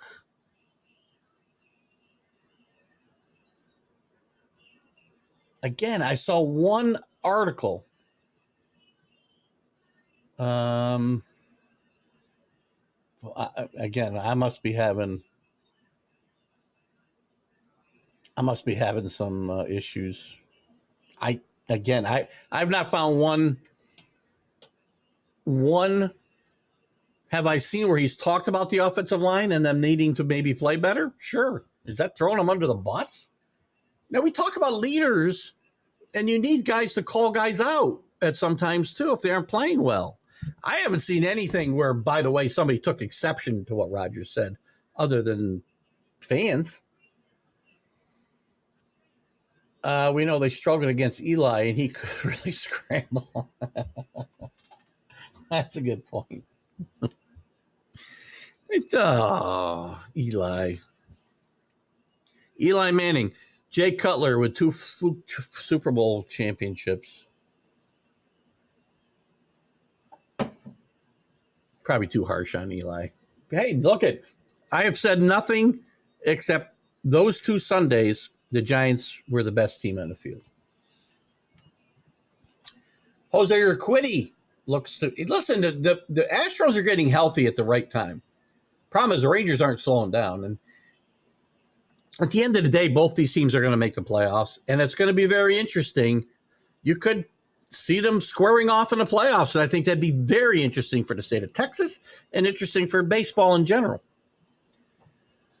So Urquidy's only had 1 start, I think, since he came back from injury, right? So, yeah, I'm not positive about that. But, again, I think he'll be better. You don't believe he's important for the playoffs. Javier's important, more important than Urquidy, I would agree. And he has not looked like he looked at the end of last season. Agreed. N'Keal Harry. Listen, if he made your team, Rick, I would say you got some serious issues at wide receiver. N'Keal Harry is one of the softest players I've ever seen come through the Patriot team. Lots of talent, soft. Speaking of soft, Kenny, N'Keal Harry, his picture is in the dictionary next to it. ACC made a huge mistake with Stanford, not taking them. Because nothing's happened there yet. We're kind of mixing. We're college and pro football. We'll talk about them together. That's all good. There's been some talk, and the talks are not done yet, but there's definitely been some talk about Cal and Stanford being brought into the ACC. It makes no sense. They don't bring anything. And again, Kenny, you know that it's about money. Financially, they bring nothing to the table for the ACC, and 4 teams. I want to say Clemson. Crap, let me find the thing. I know Clemson was 1. There were 4 teams that are against adding them.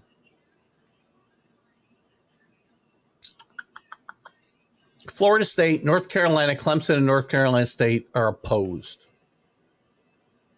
I don't see where that makes sense. And they do describe the discussions as being on life support. So I don't see where the ACC makes sense with these teams. ACC, if they were going to go west, needed to be able to bring in more teams. They could have brought in Stanford and Cal, but they also needed Washington and Oregon. And if they really wanted to be bold, and listen, I hate this realignment. You know I do.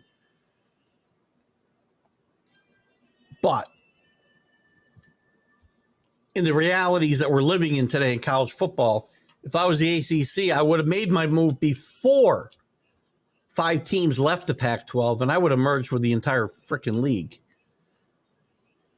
Only chance the ACC has to survive, because John DeLon knows that the SEC, I don't think the Big Ten's done. I think the Big Ten very likely may bring in Stanford and Cal, or bring in Stanford and use it to try to lure Notre Dame in. But Notre Dame's not going to a league unless forced to. And as long as they got their own TV contract, if they get the money from NBC when their contract comes up, or somebody else, then they're going to stay on their own. There's no reason for them to join a league. But I do see them going to 20, and I don't think the SEC's done yet either. The SEC would... Oh, by the way, the Big Ten's also looking... How do you say Big Ten when there's 16 teams? The Big Ten's looking out west to Stanford and Cal, as I said. Potentially they fit academically. They've also looked into the ACC in Virginia and North Carolina. The SEC will be looking at the ACC, I'm sure. Clemson, natural fit. Florida State, not so sure. Florida State might be overplaying their hand here. with their recent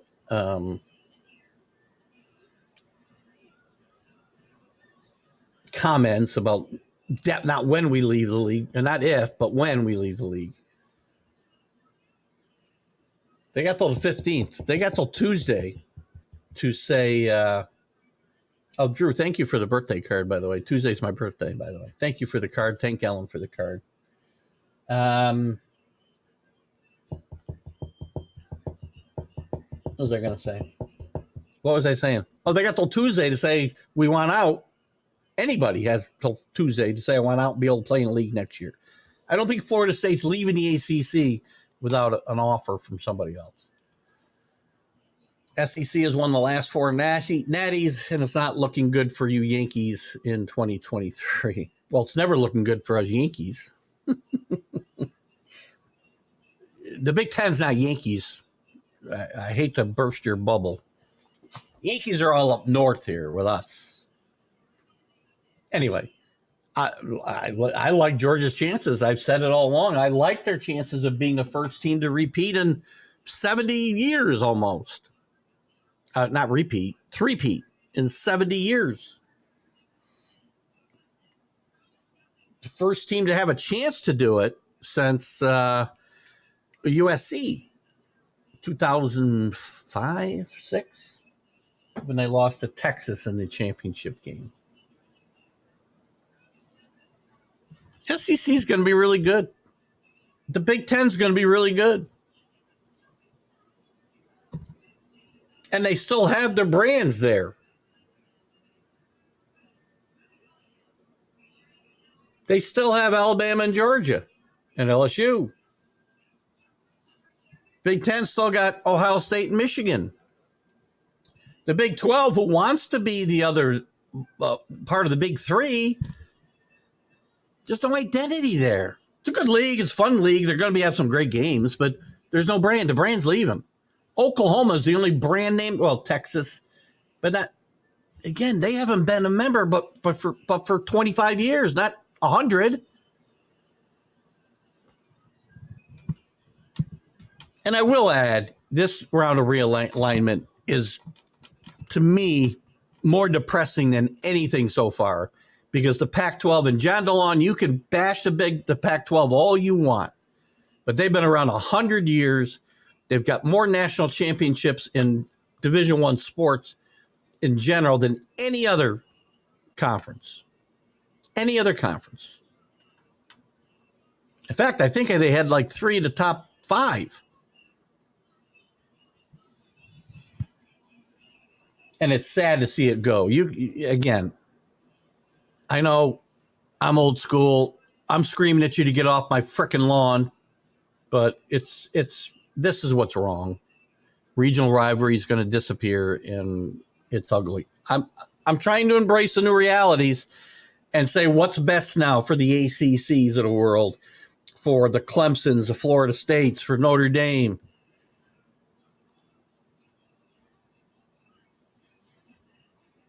Pat McAfee show. Did they really talk about real stuff on a Pat McAfee show? There's no bigger clown in sports than Pat McAfee. There's just not.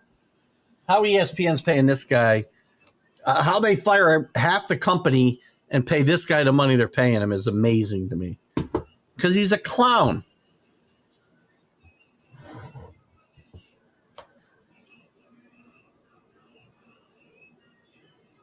Hope you're watching, Pat.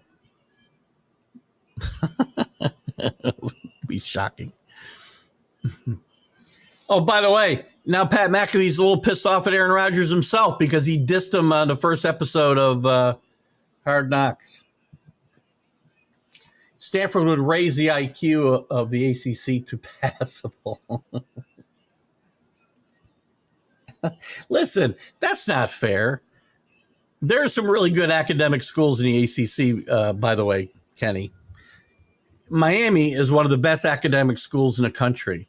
Duke is one of the best academic schools in the country. North Carolina is one of the best academic schools in the country. I won't go through the rest of them. Virginia is a really good academic school. This is why Notre Dame's or the Big Ten's interested in them.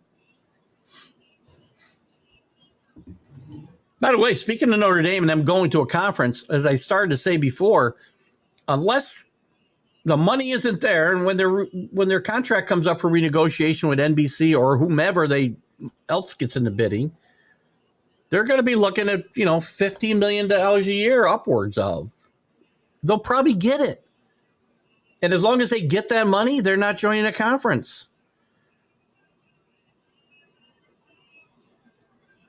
The only way they're going to get forced into a conference is if they don't get the TV money, or the NCAA, I shouldn't say that, the college football playoff said you're not going to be eligible for the playoff unless you join a league. Otherwise, Notre Dame's staying where they are.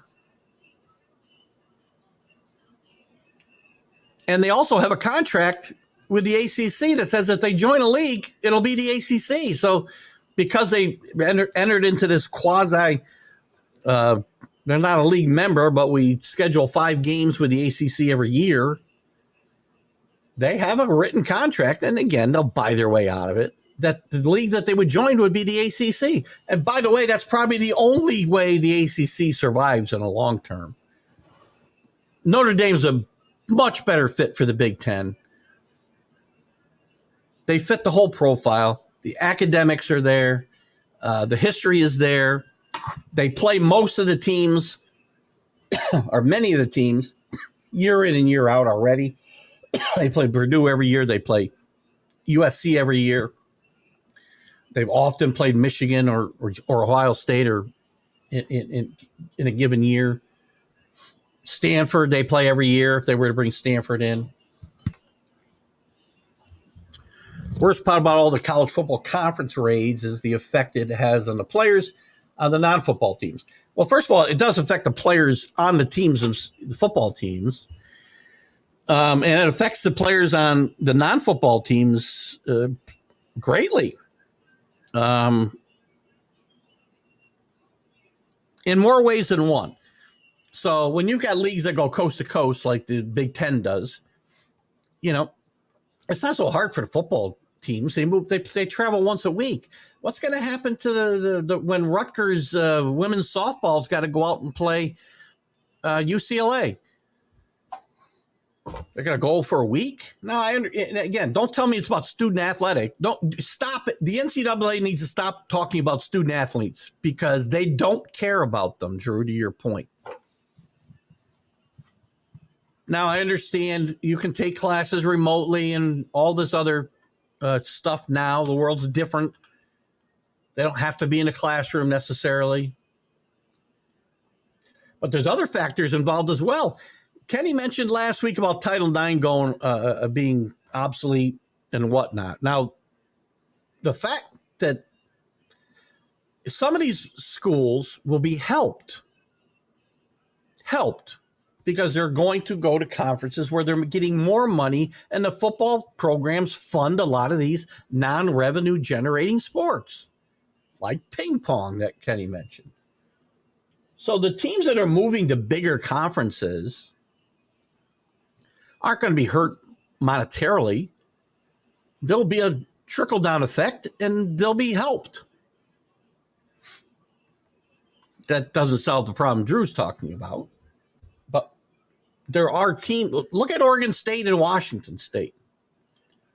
Left high and dry in the Pac-12, where they were making somewhere short of $30 million a team from TV contracts, of which that money trickles down to other sports. They're looking at most likely landing spot for both these schools is the Mountain West. The TV contract pays the teams $4 million a year. That's a huge cut in revenue.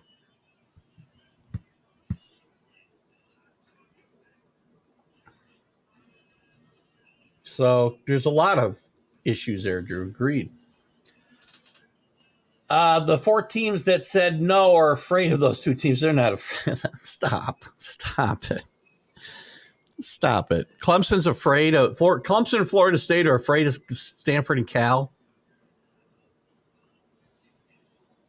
No, I think they know it doesn't make any sense. And I think, by the way, these teams are also looking out for themselves. I don't think it's any coincidence that 3 of those 4 teams have been mentioned prominently at going to other conferences. Clemson, Florida State, and North Carolina, either the Big Ten or the SEC.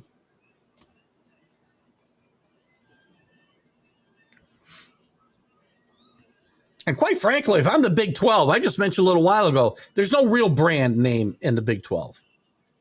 Some good football schools. There'll be some fun games out there. But there's no real brand. There's no real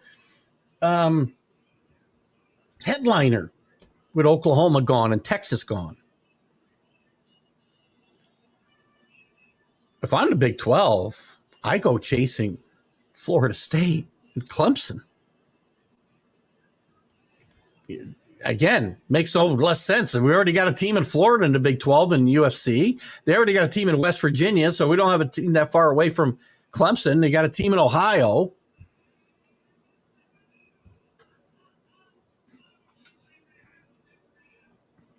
I got to look at this. I'm unhappy about it. I hate it. College football, I will say for the 1 millionth time, regional sport with national appeal, and the regional rivalries are disappearing because of this coast to coast, region doesn't matter approach to conferences. And maybe, get to your comment here in a second, John, maybe all of this ends up helping the regional part of it, because the way we're going, we're going to have however many teams, 48, 60, whatever, I don't know. One league with a bunch of different divisions, be like the NFL. We'll have teams on the West Coast, teams in the Midwest, the Mideast, or I'd say Midwest, I'm sorry, West Coast, Mideast, Midwest, Northeast, South, East. Now you get back to regional matchups. We're still a ways off from that. I want what I had. It's never going to happen. I want the Southwest Conference back. That's what started all this. The Southwest Conference breaking up 30 years ago, whatever it was. Cal and Stanford likely have an offer to the what? But it only pays about half a share. They're flirting with the ACC. Who are you talking about? The Big Ten. Oh, the Big Ten. Well, again, I'm pretty sure Washington, Oregon's only getting half. At least, again, it won't be half forever. Well, that brings up another question about this whole realignment thing we'll talk about in a second. Washington, Oregon's deal is to be less than what the other teams are getting, which is upwards of $50 to $60 million a year, which is still better than they would get at the Big 12. They'd probably get what they would get at the Big 12, and less than they would get at the ACC. And then it would be brought up to the rest.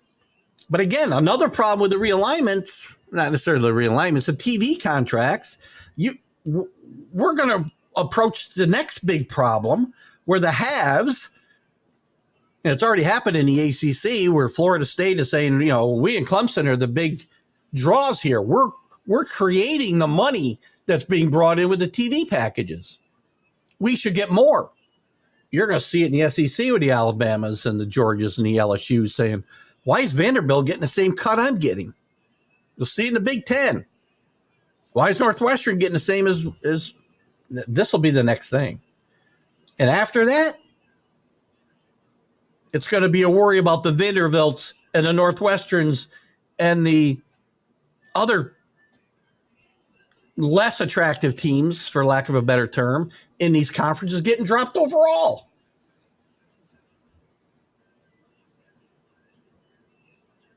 Vanderbilt, John, and I'd love your opinion on Vanderbilt, potentially one day being asked to leave the SEC like Felix Unger was asked to leave his apartment by his wife. Asked never to return. A founding member of the SEC, Vanderbilt. Just like Oregon State, founding member of the Pac-12 100 years ago, left out in the dust. The other schools don't give a crap about anything but themselves. They don't care about the history of their league. They don't care about the other teams that helped build that league, no matter what their standing is now.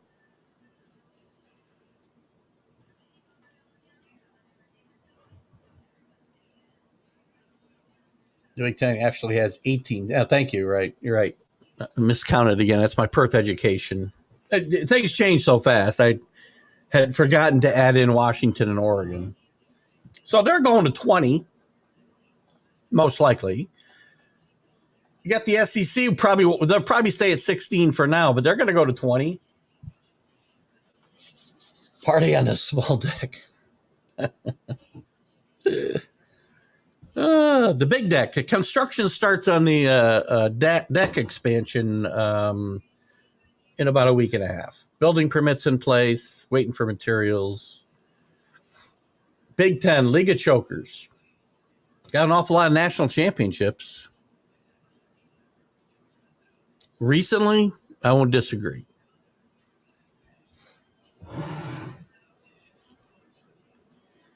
Anything west of Lafayette, Louisiana, or north of Louisville, Kentucky is Yankees. I didn't know we were still. Wait a minute. I'm pretty sure from basically North Carolina south, you all fought for the same side. Saquon Barkley's going to have a good season. Saquon Barkley's going to have a great season. Giants, you guys better watch out for the Giants. Don't sleep on the Giants. Mad New Yorker thinks they stink. I think they will be better and better. Wallow, listen, I'll bring this up. I got a couple topics I'm going to chat about yet. We got 10 minutes left. I'm going to talk about, John gives me a good segue, and we'll get into any of your comments about anything we talked about so far. You don't feel you have to comment on what I'm going to talk about. Real quickly, water polo championships don't impress me. Whatever, John. I mean, they're important to the people. Water polo is important too.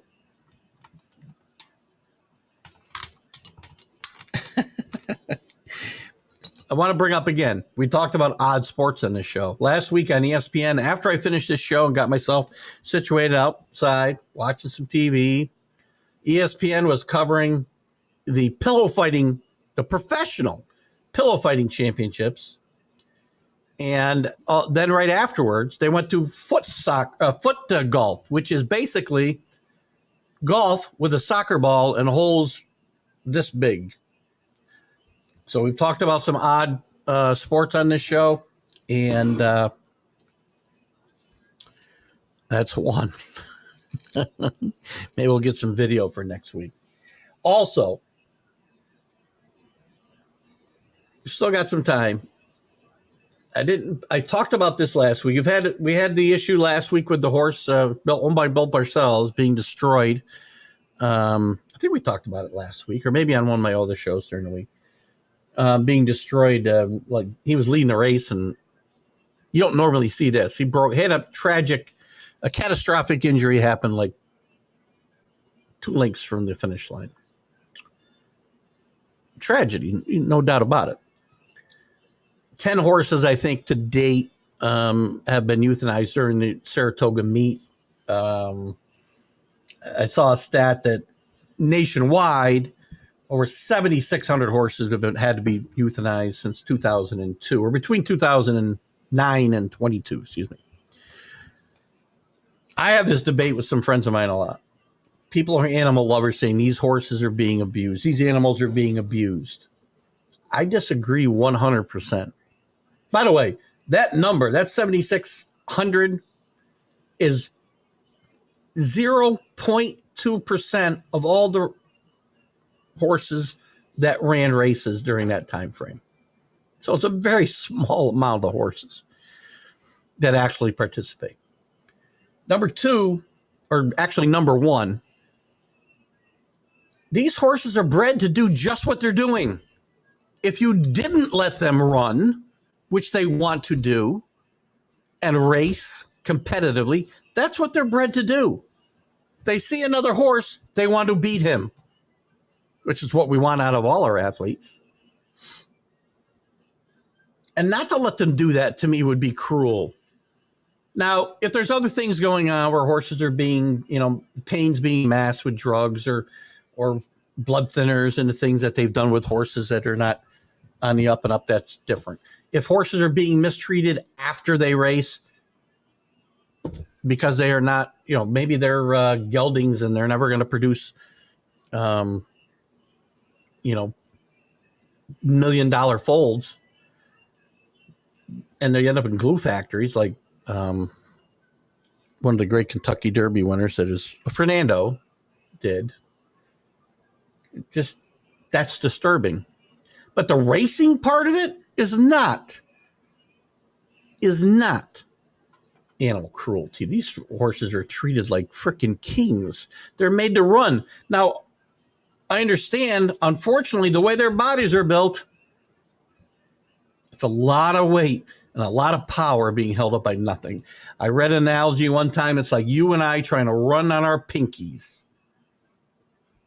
But these horses are bred to do just what they do. And my argument would be, it would be cruel to not let them do what they've been bred to do. So anyway, if you guys have some comments on that, I just wanted to get that out. And we'll talk about anything else we've been chatting about today, these last 7 minutes, or if we go a little over, that's fine. Realignment is about nothing else but, and always has been, money. Well, that's absolutely true. The broadcasting channels bear responsibility for encouraging all. Not bear responsibility, bear all of it. All of it. TV runs it all. This really started, I said it started with the demise of the Southwest Conference.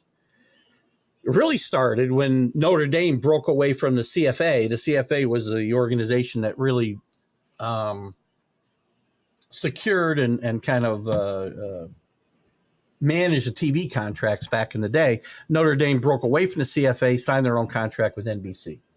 Shortly thereafter, the Longhorns of Texas wanted to build their own TV network and break away from the rest of the Southwest Conference, and in fact did. The Southwest Conference was having trouble because they were all, after Arkansas left, they were all in Texas and they were having trouble. They felt they were too regional in a regional sport. Go figure.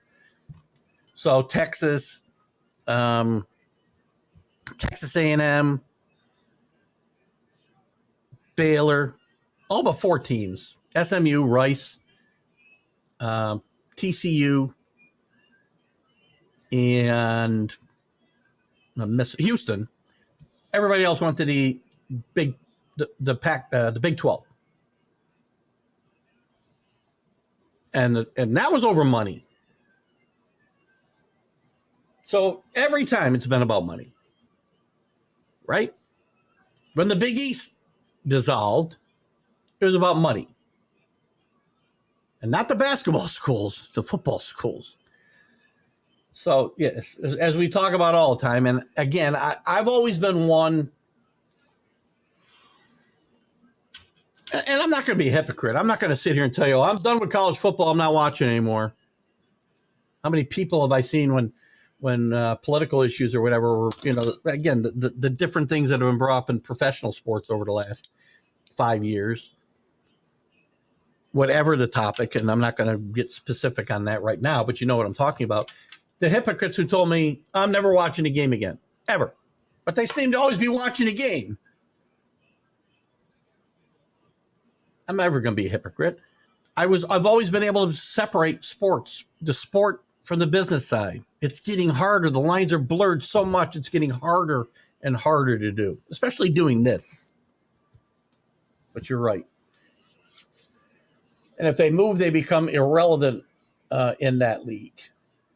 Again, I said this last week too, right? And I've said it on the sports huddle, the football huddle, college football huddle. Oklahoma and Texas are not the brand now. They're the brand Big Ten. When they moved to the SEC, they're just another team. Georgia, Alabama, LSU, Tennessee.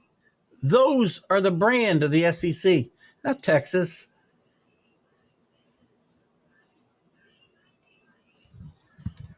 There's a brilliant statement, Paula. What about fan travel? Again, this is another thing. It's actually very. I'm glad you pointed out it wasn't your statement. You have been known to come up with some good ones. Yes, don't belittle yourself. But fan travel is part of this as well. Some of these schools travel a lot. The Pac-12, great example. Great participation in fans traveling from, say, UCLA, USC to Washington or Oregon. They would make those trips. Now that you think they're going to go to Rutgers, they're going to travel to New Jersey to see them play Rutgers. They might go to Ohio to see him play Ohio State or Michigan to see him play Min, but you think they're traveling to Purdue? Wisconsin? Minnesota? Excellent point. Another factor that certainly plays into this. Again, Kenny, you've said it forever. Drew just said it. It's all about money. They don't care about the players, the student athlete, by the way. They want to limit their ability to earn money, but not their own. So again, they're making me change a stance that I was very strong about. I haven't changed it yet, but it's hypocritical to try to limit the player's earning potential, but then maximize your own. They don't care about the student athlete. They don't care about the fan. They don't care about the history of their league. They don't care about the rest of the teams in their league. They don't care about anything except themselves and how to put more money in their coffers. And by the way, it's not getting passed down to the student population because it costs a fortune to send these kids to these schools, even the state schools. Many of your TV references are only known to a few of us. Which TV references? I talked about Gabe. Earlier, I talked about don't confuse Gabe Kaplan with Gabe Kapler. I don't remember what the most recent one was. Sometimes I just rattle them off, and it's okay if only a few of you get it. It's okay if only I get it. Isn't it Mad New Yorker the one that said he hit off Nolan Ryan? I don't remember if he did or not. If he did, God bless him. I wouldn't even see the ball against Nolan Ryan. Topic for another day. Nolan Ryan, maybe the most underrated pitcher in the history of baseball. I shouldn't say most underrated. Most maligned great pitcher in the history of Major League Baseball. Maybe Carlos still has a shot at being a pro foot golf. That might be a natural for him. He's a soccer guy. I got to tell you, I thought I went into a time warp when I was watching ESPN in 1979 when they were anything. Pillow fighting? Guys, you got to check out this pillow fighting. It's like, I was comical. It was a train wreck I couldn't take my eyes off of. Grown men, big guys, sculpted, for the most part, hitting each other with a freaking pillow. Water polo is a great sport. Hey, listen, I don't want to watch water polo from noon to midnight, but it's fun to watch now and again. I watch the Olympic water polo team all the time. People complain about horses being put down, but we allow the older generation will suffer incurable diseases. That's a good point. Costs a lot It costs a lot to get old in this country, and it costs a lot to die in this country. End of life should not cost as much as it does. That's an interesting analogy, though. But and those same people usually, everybody's hypocritical, including me in certain areas. But I just don't listen. To me, those horses are bred to do what they do, and let them have fun. If it ends in tragedy, they live their life doing what they wanted to do. Who wouldn't sign up for that?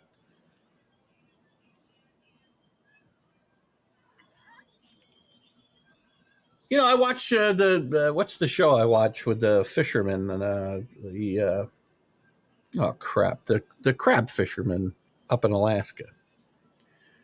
Oh crap! I can't remember the name of the show now. I haven't watched it in a while. Those guys have very dangerous jobs. Nobody's calling for the abolishment of crab fishing. I don't think the Big Ten and the SEC. I don't know why you spell it. I love the way you do that, though. The one. Oh, I guess it's just a big. I don't know what. I'm curious of the why you put it that way there, John. I'm not sure if it's just something I'm missing. I don't think the Big Ten and the SEC are going to purge the smaller schools like Vandy. I hope not.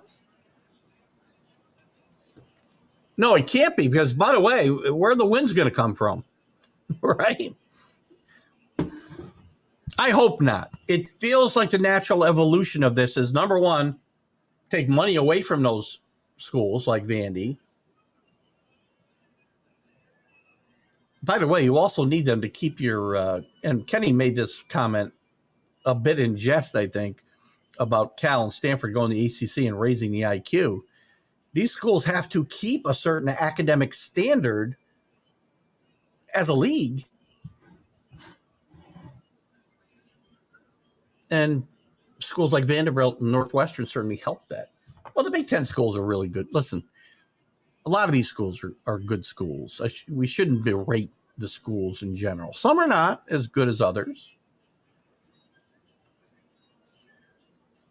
I'll be honest with you, I did not know what a really good academic school Miami was until I came into this family. Besides, Vandy has a role in the SEC.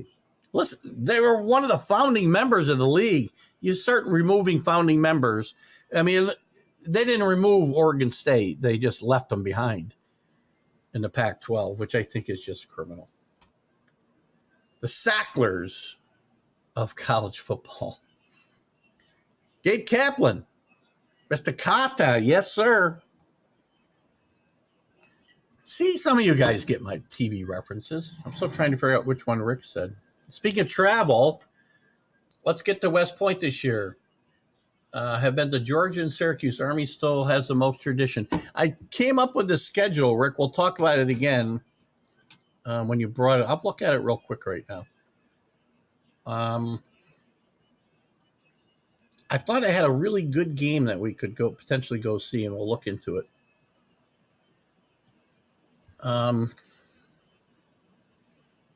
They're where are they? Independence, Army. Stay with me, guys. There's a few more comments I'm going to get to, but now I got to look at this for Rick. So, at home, they got Boston College at home on 10-7. They got Troy, UMass. They got Air Force at home in November, which might be fun.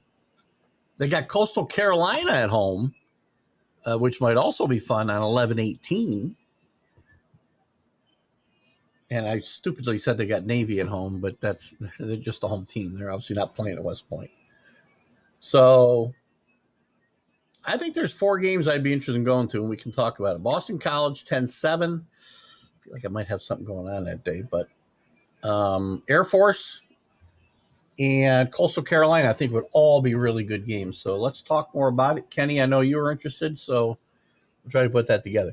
Didn't Gabe Kaplan host high stakes, no limit hold'em? He did.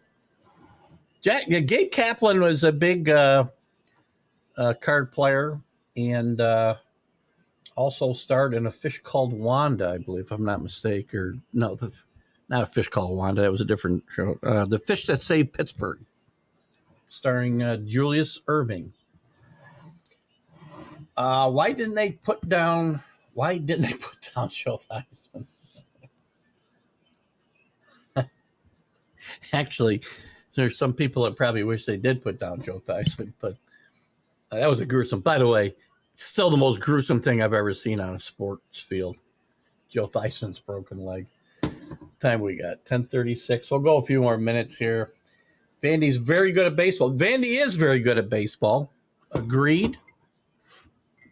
The problem is football, and Drew brought it up earlier that, what's going on with realignment and with football affects other sports. There's been a talk, and again, it's a little late once these conferences fold, and maybe this should have happened now before the Pac-12 totally dissolves, that the football programs should just move away from the college affiliations, the conference affiliations the colleges have. The football should just move away and operate on their own, which you may see. And in some ways, again, that might be a good thing for the sport, and you might end up with more regional stuff. But then there'd be no reason to leave the conferences now, would there? Miami has one of the best medical schools in the country. Excellent. Good call by John DeLon. We should berate the school in general, but the sports programs, we should not berate the school in general, but the sports programs IQ is, I get what you're saying. That's a different situation, yes. And not in every case. And again, berating all of the sports programs or lumping even at, the Clemson football team, let's say, into one lump isn't fair to some of those kids who are really good and are like academic All-Americans. So, and again, I don't know if there are any on Clemson. I'm assuming there are. So again, it's probably unfair for us to lump them all together. And I tend to do the same thing as well. No more excuses. Let's go. I got you. I got no excuses. I just said I might have something on 10-7. You guys help me out. I can't do the whole thing here. Pick a date. I'll go. I'll look at the 10-7 thing. This week, John, Rick, Kenny, anybody else here locally? Drew, you want to go? You're certainly more than welcome. No, you're not a huge college football fan, but there is no experience like going to West Point to a game, I can tell you right now, because there's a lot more going on there than football. Let's pick a date between 10-7, which is Boston College, 11-4, which is Air Force, and 11-18, which is Coastal Carolina. I think they'd all be fun games to go to. I don't know if we're going to be playing. I don't know if we'd be playing golf in November. But anyway, guys, another tremendous Sunday morning for me. You guys helped me out a lot here. I mean, I put this list together. I get to play off your comments all day, and it makes it so easy for me. I have loved this show like I love it every Sunday morning. Drew, Rick, Kenny, Alan, CA, John, DeLon, whoever else joined us that I'm missing, I apologize. I'm trying to look back at the comments a little bit, see if I missed somebody. If I did, I'm sorry. Oh, Dave Guyette was with us earlier. So thank you guys for tuning in. You make this show go, and I love it. It's my favorite show. Just in the college football huddle, my favorite shows. Guys, we'll see you next Sunday. I got to check out the feed here. I don't know if I'm happy with that. We'll see you next Sunday at 8:30 a.m. We'll see you Wednesday night with the college football huddle at 7 p.m. Eastern time. And we'll see you with some shows on Friday as well. See you guys later. Have a great Sunday.